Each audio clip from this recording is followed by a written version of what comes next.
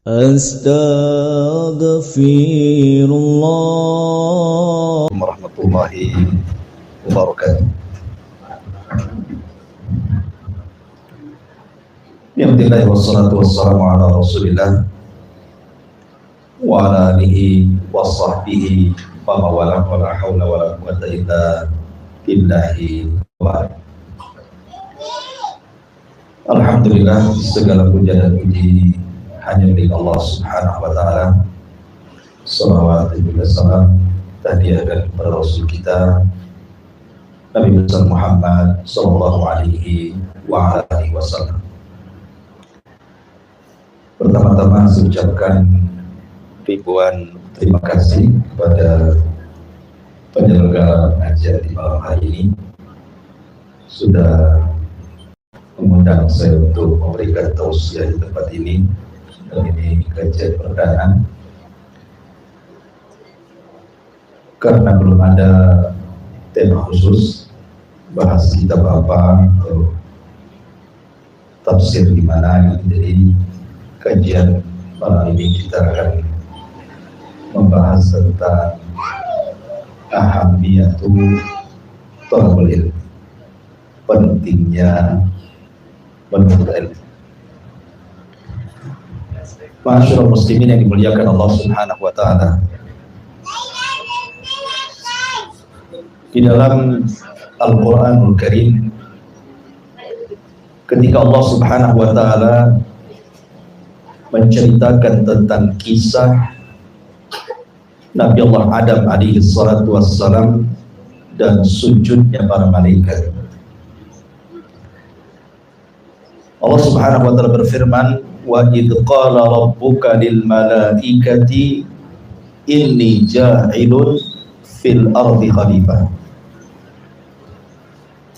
Dan ketika Rabbmu berfirman kepada para malaikatnya bahwa dia akan menciptakan makhluk yang akan menjadi khalifah di permukaan bumi.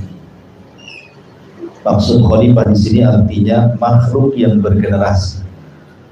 Artinya bukan hanya satu, nanti akan berkembang dari generasi ke generasi. Ketika itu malaikat menawarkan diri dan mengatakan, apakah engkau akan menciptakan makhluk yang merusak dan menumpahkan darah? Seolah-olah malaikat mengatakan, tidak usah ya Rabb, kalau itu tujuanmu, kami saja engkau turunkan ke bumi, biar di bumi tidak ada makhluk yang bermaksiat dan kami beribadah saja kepada. Tapi Allah membantah dan mengatakan, inni a'lamu ma la ta'lam, saya lebih paham makhluk yang akan saya ciptakan dibandingkan kalian. Maka ketika Allah Subhanahu wa taala betul-betul menciptakan Adam,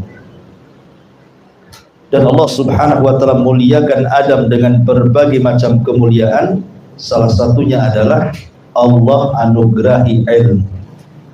Wa 'allama Adam al-asma'a kullaha summa aradahum 'alal malaikah. Maka Allah Subhanahu wa taala ajarkan kepada Adam segala sesuatu dari nama-nama yang ada di alam semesta ini, di mana malaikat tidak punya pengetahuan itu. Maka ketika kemudian Allah Subhanahu wa taala ingin membuktikan makhluk ciptaannya bahwa dia jauh lebih mulia dibandingkan para malaikat, Allah katakan, ambiuni bi asma'i haula in kuntum shadiqin. Wahai para malaikat, kalau engkau memang lebih mulia dibandingkan Adam yang sudah kuajarkan berbagai macam pengetahuan kepadanya, sebutkan sekarang nama-nama yang kamu ketahui jika engkau termasuk orang-orang yang jujur. Maka malaikat pun mengatakan, la ilma lana illa ma'allamtana, kami tidak punya pengetahuan kecuali yang kuajarkan. Dari situ malaikat mengakui kemuliaan Adam. Makanya Allah Subhanahu wa taala mengatakan kepada para malaikat, usjudu li Adam fasajadu, sujud kalian kepada Adam. maka semua para malaikat sujud kepada Adam. Tentu bukan sujud ibadah di sini, maksudnya sujud penghormatan.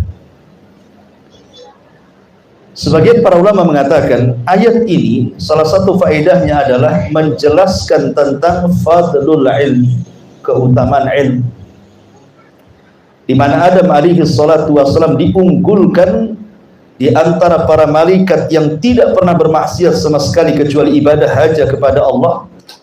Mereka pun sujud dan menghormati Adam. Karena apa? Karena pengetahuan. Makanya orang yang diberikan pengetahuan itu pasti dimuliakan.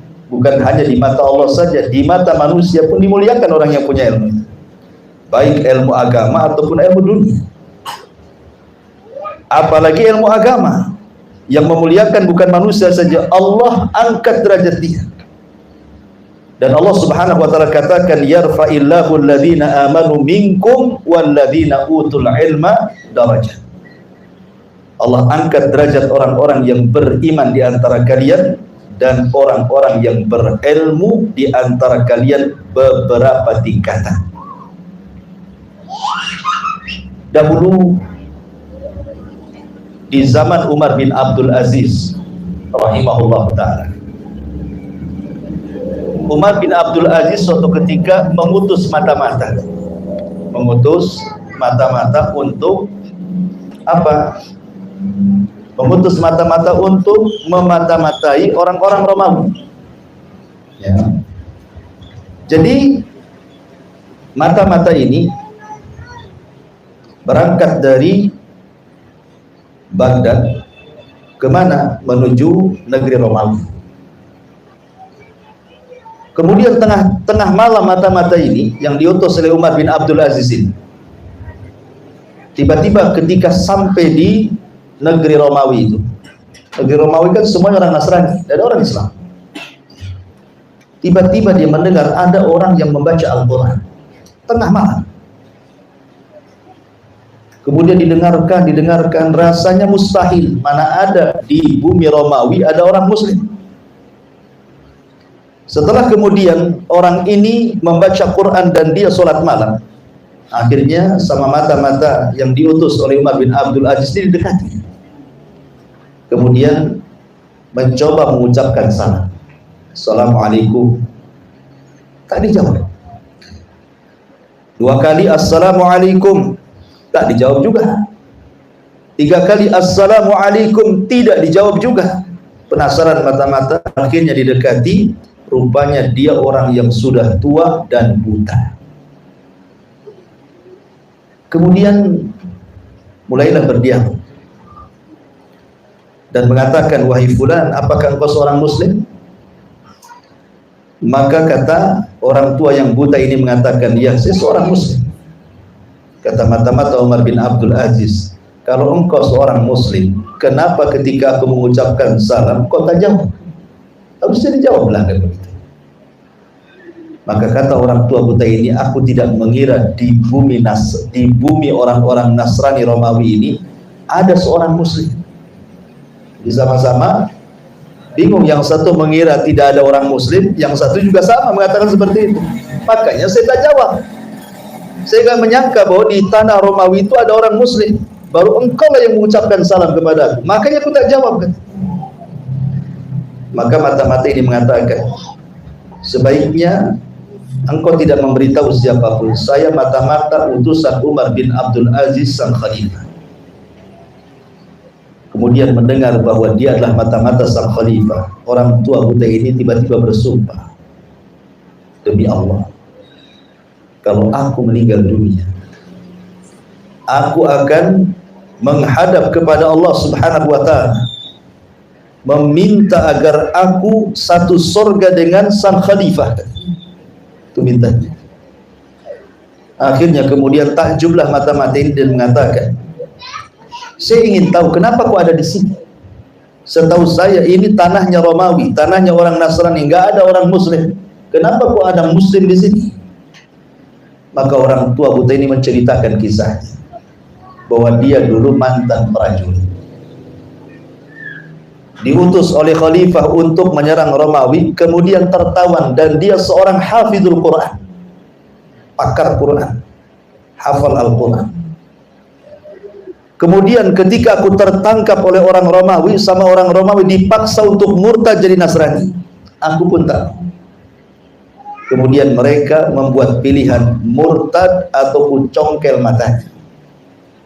Tapi aku tetap tidak mau murtad. Terpaksa akhirnya mereka pun membutakan kedua mata. Setelah itu mereka mengutus ke tempat ini.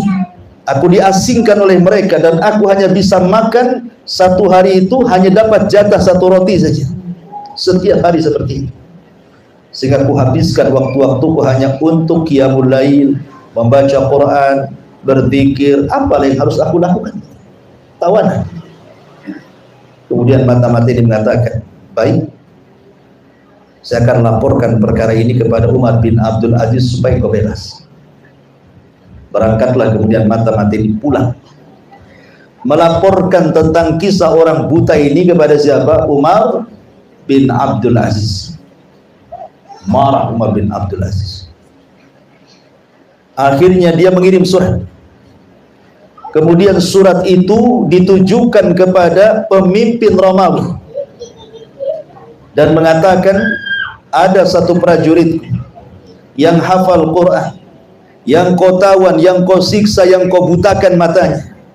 Bebaskan dia, hantarkan dia kemari, atau kuhancurkan oleh diriku, berawal dari pasukan yang ada di tempatmu dan berakhir dengan pasukan yang ada di tempatmu, katanya.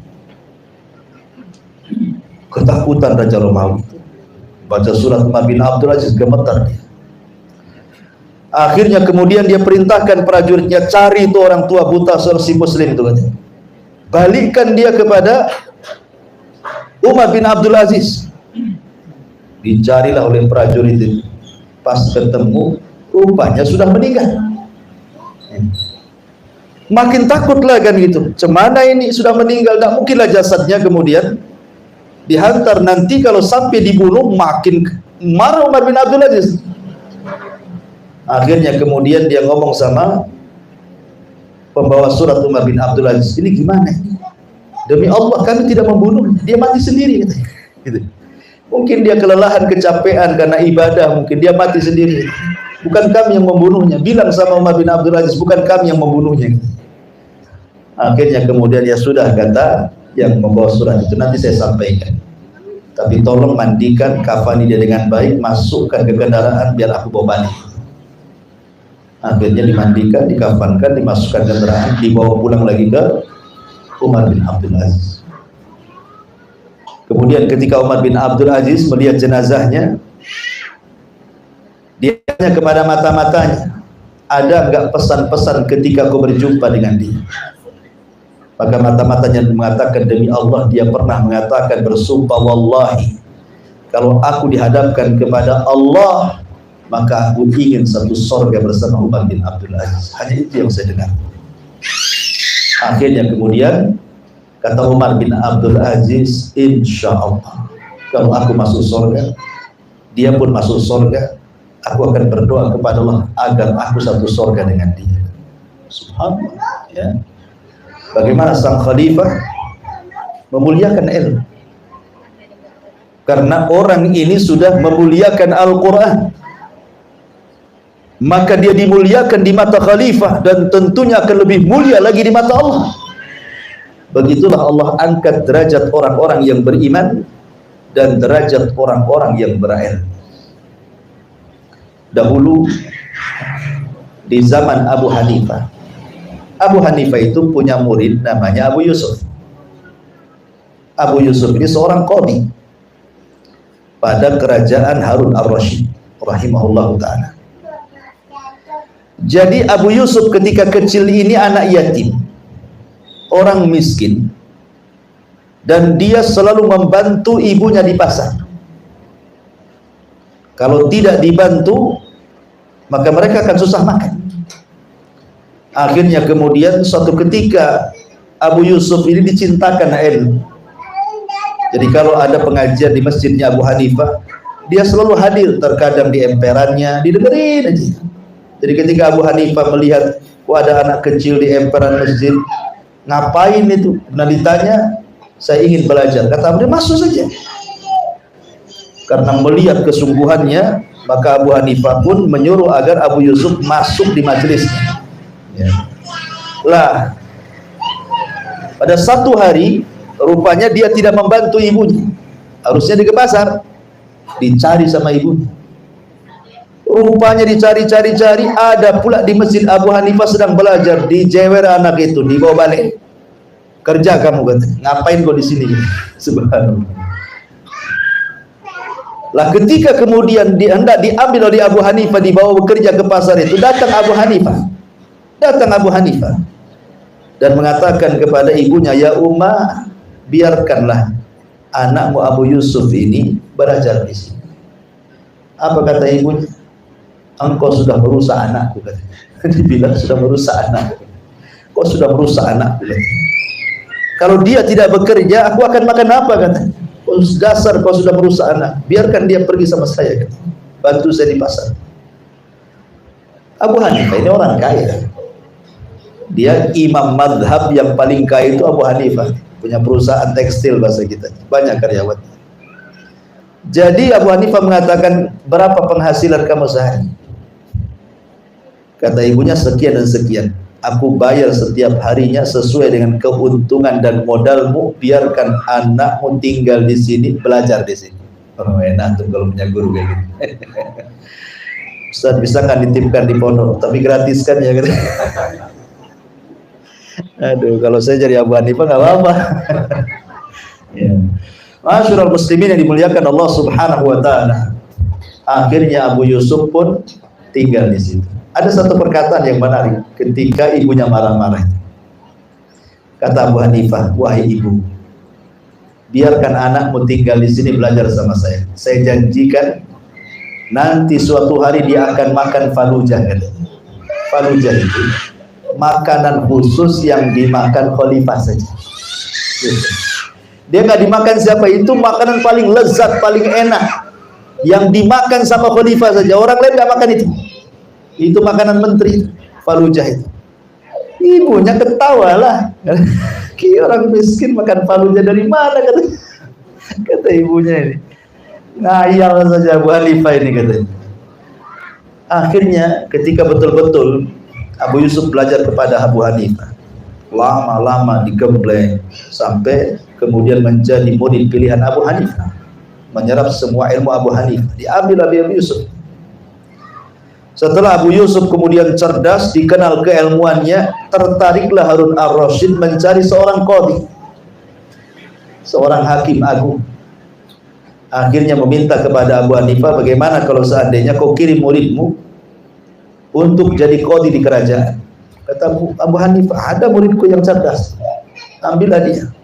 Akhirnya Abu Yusuf pun dijadikan qadhi oleh Harun ar-Rasyid.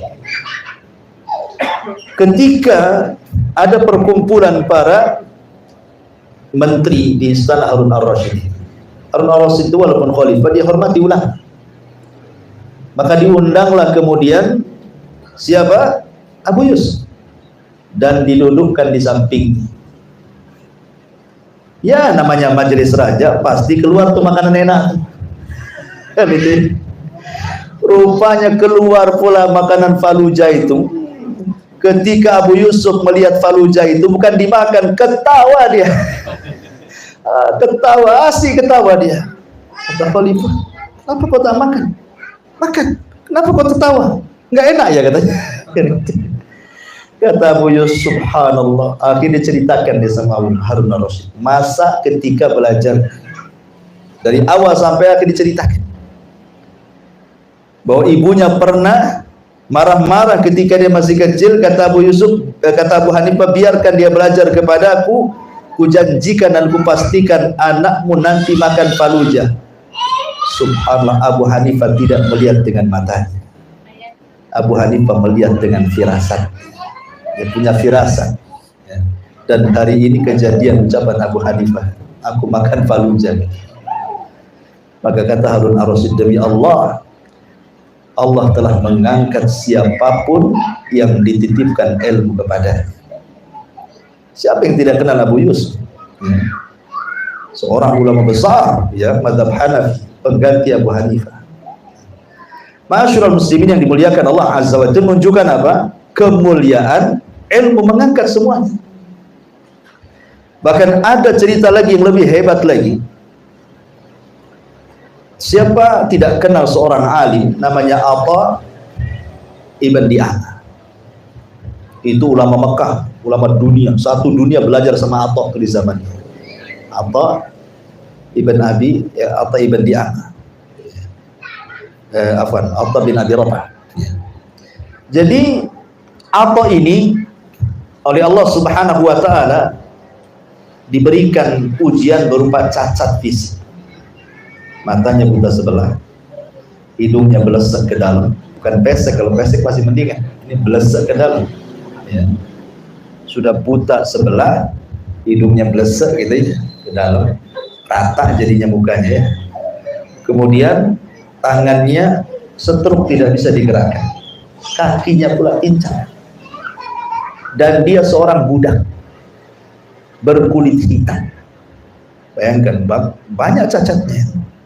Sudah budak, kulit hitam, buta sebelah, hidungnya belesek gitu ya, kemudian tangannya pula tidak bisa digerakkan, kakinya pula pincang. Tetapi Allah angkat dia karena ilmu. Ketika tuannya memerdekakan dia, dia menangis. Kenapa? Tuannya memerdekakan dia lah, budak cacat, apalah yang mau diharapkan kan? Dimerdekakan sama tuannya, menangis lari sama ibunya. Menunjukkan bahwa tidak semua budak dimerdekakan itu senang. Ada budak yang tak mau dimerdekakan, sebab apa? Ada yang ngasih makan tuannya.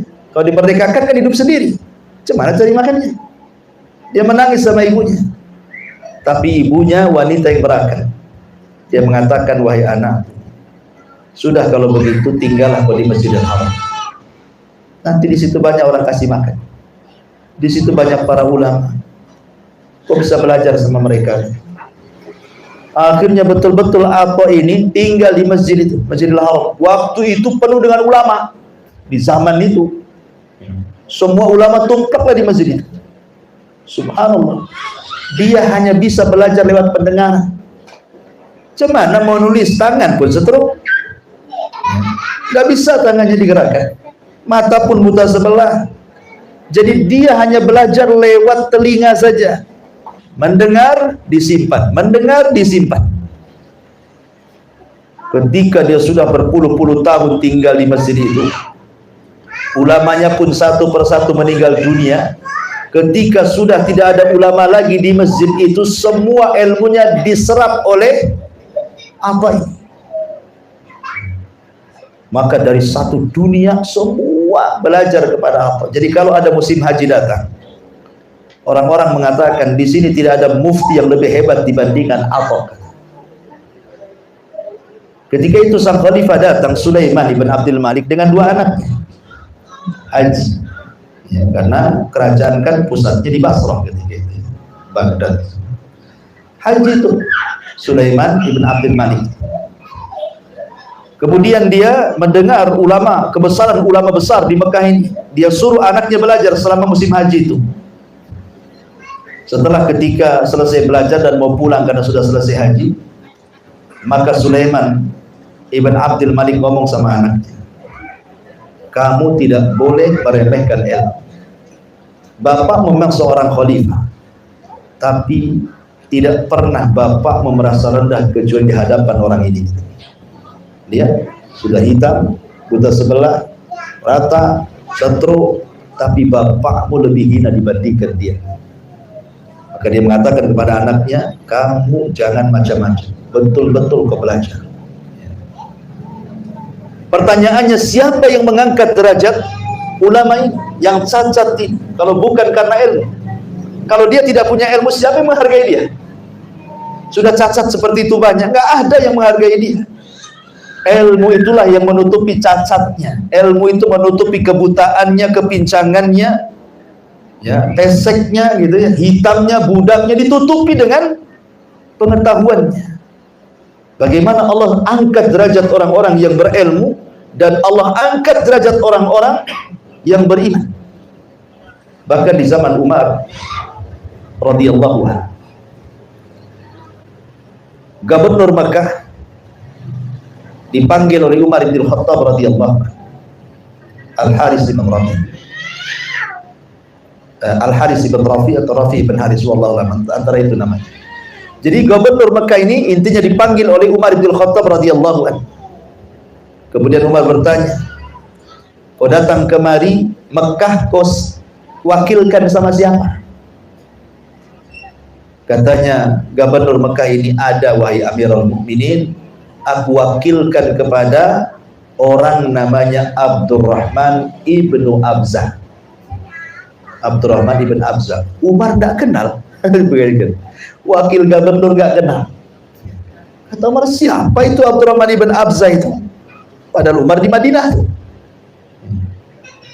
Maka kata gubernur Mekah ini mengatakan, wahai Amirul Mukminin, Abdurrahman ibn Abzah itu alimun bi kitabillah wa alimun bi faraidillah wa idza qada bi adlin. Katanya, wahai Amirul Mukminin, dia itu pakarnya Quran loh, pakar dengan faraid, dan dia kalau memutuskan sebuah perkara dia bisa memutuskan dengan seadil-adilnya, ya, karena di dada dia dengan ada Al-Quran, dan tidak ada putusan yang lebih adil kecuali putusan yang ada di Quran. Maka Umar bin Khattab radhiyallahu anhu, subhanallah, siapa dia? Maka kata gubernur Mekah itu, dulu dia seorang budak, aku yang memerdekakan dia karena aku melihat kecerdasannya, ku jadikan dia wakil. Maka Umar bin Khattab langsung mengatakan, sadaqa Rasulullah sallallahu alaihi wasallam, sungguh benarlah ucapan Rasul, innallaha yarfa'u bihadzal kitaba aqwaman wa yad'u al-akharin. Allah sudah mengangkat dengan Quran itu beberapa kaum dan juga merendahkan kaum yang lain. Apa kata Umar? Sungguh benar ucapan Rasul, Allah telah mengangkat dengan Quran ini beberapa kaum. Allah angkat dengan ilmu pengetahuan.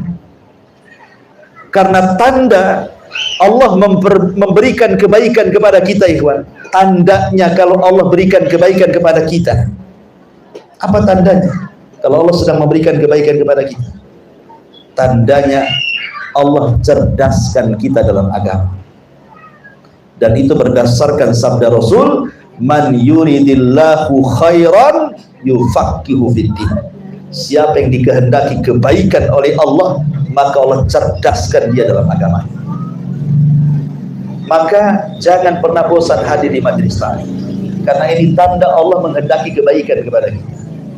Maknanya kalau seandainya orang itu tidak mau hadir di majelis taklim, malas dia hadir di majelis taklim, malah menghindar majelis taklim, tandanya orang itu tidak diberikan kebaikan.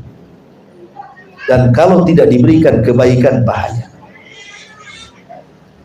Sehingga kata para ulama, orang yang jarang atau tidak pernah atau sama sekali tidak mau hadir di majelis taklim, maka akan bermasalah hatinya. Tetapi orang yang suka dan senang, walaupun di tengah-tengah kesibukannya dia mau hadirlah di majelis taklim, maka itu tanda hatinya diistiqomahkan oleh Allah. Kenapa kita perlu istiqomah? Memberikan keistiqomahan kepada hati itu apa sih pentingnya? Rasul sallallahu alaihi wasallam dalam hadis Ummu Salamah radhiyallahu anha. Jadi Ummu Salamah itu setiap kali mendengar doa Rasul itu paling banyak doanya adalah ya muqallibal qulub tsabbit qalbi ala dinik. Itu doa yang paling dibacakan Rasul, itu paling banyak dibaca Nabi.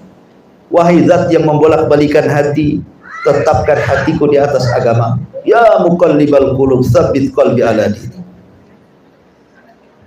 Kemudian Rasul ditanya sama Ummu Salamah, ya Rasulullah, kenapa engkau selalu membaca doa itu?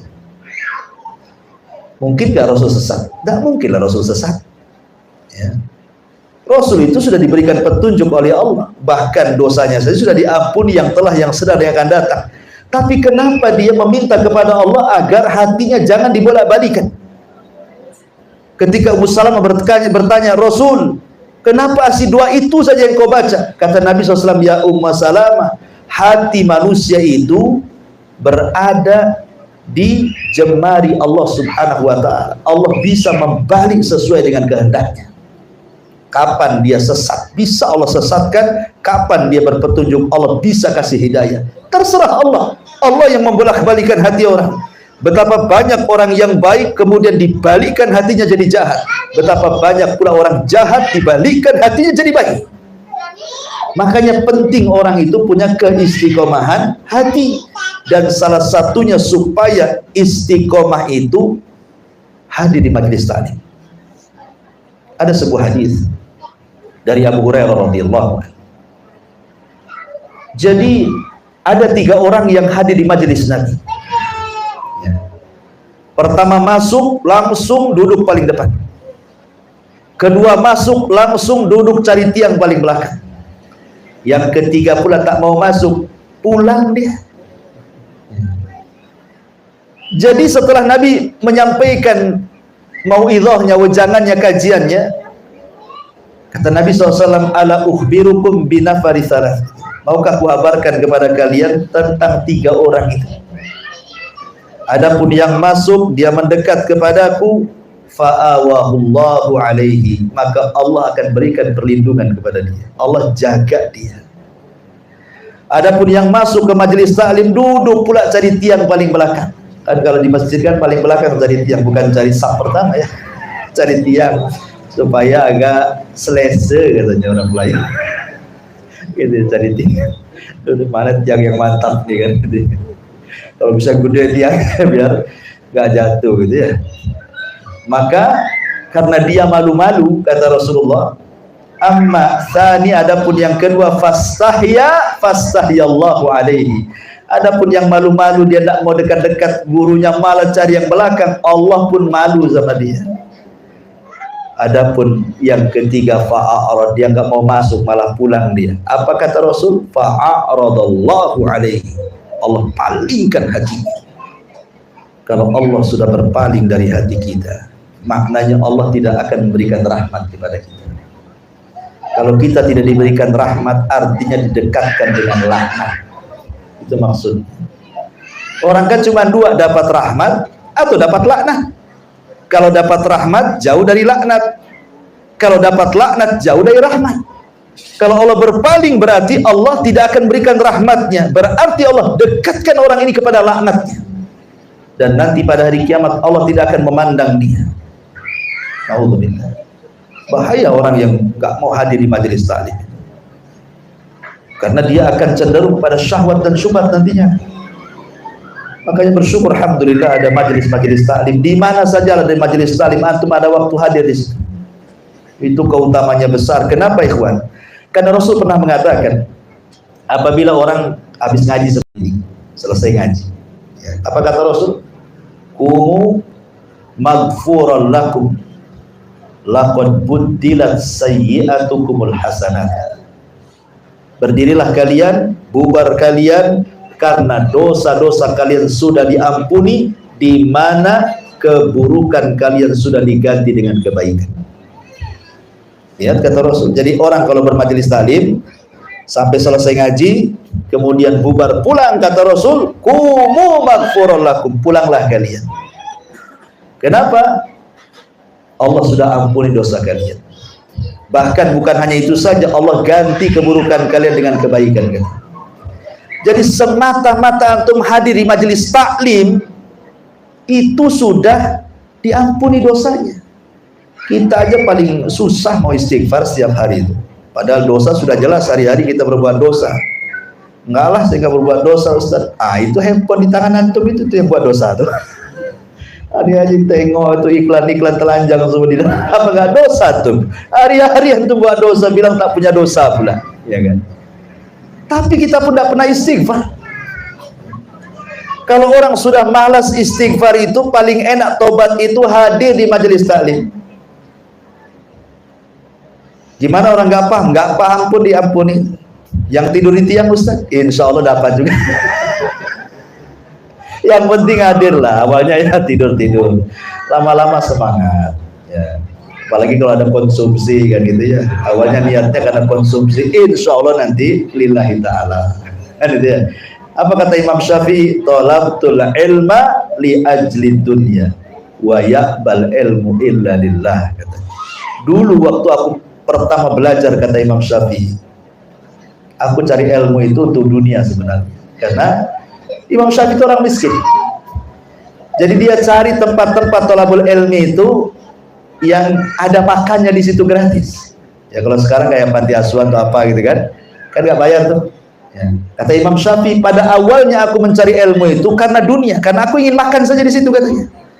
Tapi lama-lama cerdas, fayaqbal ilmu illa an yakuna lillah. Tapi lama-lama ilmu itu menolak. Dia tidak mau dicari untuk dunia, tapi dia mau dicari untuk Allah. Allah, ilmu sendiri yang menolaknya. Nggak apa-apa awalnya niat itu mungkin karena dunia, karena konsumsi. Oh enak tuh belajar di situ, ada soto Medannya, umpamanya kan itu. Tapi lama-lama kalau sudah hadir menikmati, oh enak juga kajiannya, dapat ilmu, lama-lama nggak kepikir soto itu. Mungkin dia bawa soto sendiri dari rumahnya gitu. Intinya bahwa sebenarnya ilmu itu, kata para ulama, wasilatun ala kulli fadilah. Dia sebuah wasilah. Kalau antum ingin mendapatkan keutamaan dunia ataupun akhirat, hanya dengan ilmu. Man arada dunya fa alaihi bil ilmi, wa man aradal akhirati fa alaihi bil ilmi, wa man aradahuma fa alaihi bil ilmi, kata Imam Syafi'i. Anda ingin dunia, ada ilmunya. Ada ingin akhirat, ada ilmunya. Ingin dua-duanya, ada ilmunya. Semua itu karena ilmu. Orang kaya itu karena punya ilmu aja, cari apa, punya cara cari duit kan itu. Kalau nggak punya ilmu nggak mungkin kaya. Doktor, profesor dan yang lainnya yang sukses menteri, presiden itu karena punya ilmu dunia saja. Kalau nggak sekolah, nggak ada ilmu, nggak mungkin lah jadi presiden. Nggak ada kan itu. Kalau nggak sekolah itu ya nggak mungkin jadi presiden. Nggak jadi mungkin jadi menteri dan begitu seterusnya. Ulama juga nggak ada ilmu laduni, belajar juga. Saya ingin hafal Quran, caranya gimana Ustaz? Saya bakar Quran, saya masukkan ke jus, saya minum tuh. Bukan hafal Quran, mencret yang ada. Bukan itu, ya betul-betul dihafal lah. Bahkan ada kisah di Yaman tuh, saya belajar di sana. Ada bawabah itu tukang jaga gerbang, security bahasa Arabnya bawabah. Orangnya sudah tua, 80 tahun. Baca Quran aja tidak bisa. Antum jangan sangka orang Arab itu bisa baca Quran semua. Enggak, ada juga orang Badui itu bisa baca Quran. Tetapi karena dia melihat para thalabatul ilmi, dari Indonesia, dari Malaysia, dari mana-mana di situ belajar. Jadi hari-hari karena dia kan di gerbang, tahulah penuntut ilmu itu. Semangatlah dia pengen juga sudah 80 tahun pengen hafal Quran, tapi tak bisa baca Quran. Akhirnya dia berpikir berakal. Dulu kan ada namanya tip yang kecil itu, yang merek, ada merek Sony, ada merek Sony kan itu ya. Kalau yang original Sony, kalau yang aspal KW itu Sony kan itu. Kalau ya biasa pakai kaset pita tuh, gitu ya. Zaman bahula kan gitu ya. Jadi dia ingin ngapal dengan cara mendengar. Dia beli kaset 30 juz, dia beli tip itu, kemudian dia ulang-ulang dengan dengar pemanya Fatihah itu, Alhamdulillahirabbil alamin, dimatikan. Kemudian dia ulang-ulang Alhamdulillahirabbil alamin sampai 100 kali, bahkan 200, 300 sampai hafal satu ayat. Sudah hafal, ganti ayat yang lain. Subhanallah, entah berapa tahun dia menghafal itu. Kakek ini hafal Quran hanya dengan cara seperti itu. Subhanallah, subhanallah. Ya. Lihat kalau Allah sudah menghendaki kebaikan, karena Al-Quran itu walaqad yassarnal Qur'ana lidzikri. Quran itu dimudahkan untuk diingat. Sebenarnya tidak ada yang mustahil orang hafal Quran walaupun sudah tua, karena Allah mudahkan Quran itu sebenarnya. Kita aja yang malas. Nggak ada yang sulit, Allah mudahkan. Makanya ini tipnya nih, kata ulama, kalau antum ingin supaya anak-anak antum hafal Quran ataupun cerdas dalam agama, ketika istri antum hamil itu sudah di atas 4 bulan, ya, suruh istri antum itu baca Quran. Baca Quran saja. Kenapa? Karena Allah yang mengatakan wallahu akhrajakum min butuni ummahatikum la ta'lamuna syai'a wa ja'ala lakumus sam'a wal absara wal af'idata ila akhiril ayat. Ya. Dan Allah Subhanahu wa taala keluarkan kalian dari perut ibu-ibu kalian itu dulunya tidak tahu, tidak bisa melihat, tidak bisa mendengar, tidak punya hati. Tetapi Allah katakan apa? Wa ja'ala lakumus sam'a. Allah jadikan kau pendengar. Allah jadikan penglihatan. Allah masukkan hati. Perhatikan, Allah dahulukan pendengaran dibandingkan penglihatan. Karena bayi dalam perut itu tidak melihat, tapi dia mendengar. Ya. Makanya Allah dahulukan mendengar baru melihat, karena bayi dalam perut ibu itu belum bisa melihat dia hanya bisa mendengar. Tanya dokter. Jadi bayi itu di perut sudah dengar dia. Makanya hati-hati nih mak-mak nih kalau lagi hamil dia gibah, lahir ya anaknya tukang rumpi lah. Itu maksudnya. Yang diajari dulu sama ibunya tukang rumpi, jadilah anaknya tukang rumpi. Ya.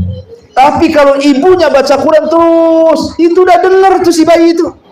Masih di perut aja sudah minimalnya separuh Quran udah hafal tuh.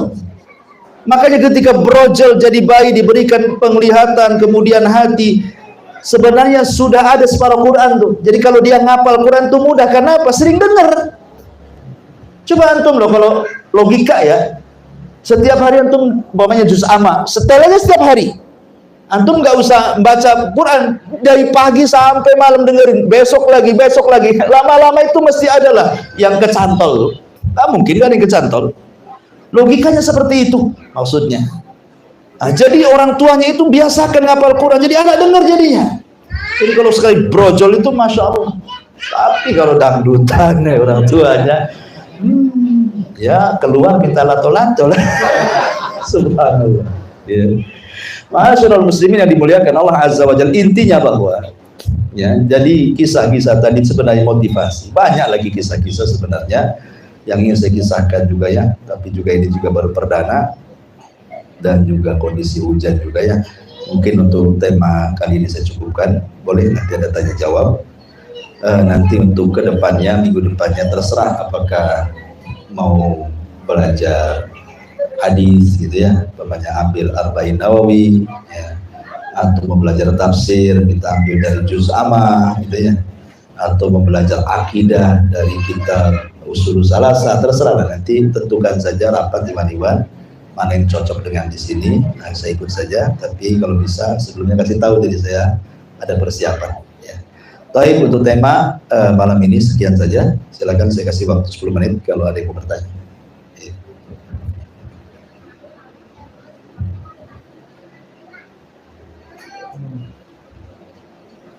Nggak ada? Mama mungkin mau tanya.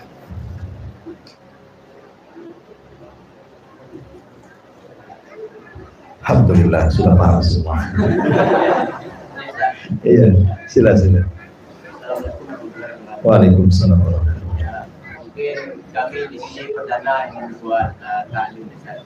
Kami juga minta doa Ustaz biar kami istiqomah untuk mengikuti kajian ini.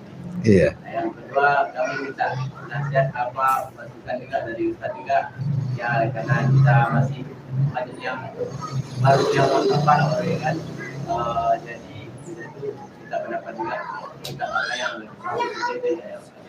kitab apa dari dasar itu ya. Ya kalau memang mau tafsir itu memang dia mencakup semuanya. Kalau kita ngambil tafsir juz amma itu ya akidah yang masuk di situ, kadang-kadang fikih juga ada di situ, sejarah ada di situ. Kalau ingin lengkap ambil tafsir. Karena tafsir itu dia kemana-mana, ya kan. Tapi kalau fikih ya fikih saja, ya kan. Akidah ya fokus akidah saja. Kalau pengen yang ada pengetahuan lebih luas, boleh kita ambil tafsir juz amma ya untuk sementara. Setiap pertemuan satu surat kan 30 juz, kan lama juga lah kan itu. Ya boleh juga tafsir Quran, atau mungkin kalau mau hadisnya yang hadis-hadis berkaitan dengan akhlak, fikih, akidah ya mungkin paling dasar ya pakai Arba'in Nawawi. Ya, itu mungkin mencakup semuanya juga kalau hadisnya. Ya. Tapi kalau ingin akidah ya boleh juga kitab tauhid gitu ya. Ya terserah sih, yaitu antara itu saja. Nanti kumpul antum lah, bukan saya pula yang memutuskan kan. Nanti saya memutuskan kecewa pula tak mau ngaji nanti. Saya mau hadis, Ustaz tafsir pula, malas saya. Payah nanti. Nah, sampai di sini, mudah-mudahan ada manfaatnya. Subhanallah bihamdika, asyhadu an la ilaha illa anta astaghfiruka wa atubu ilaik. Allahu ta'ala. Assalamualaikum warahmatullahi wabarakatuh.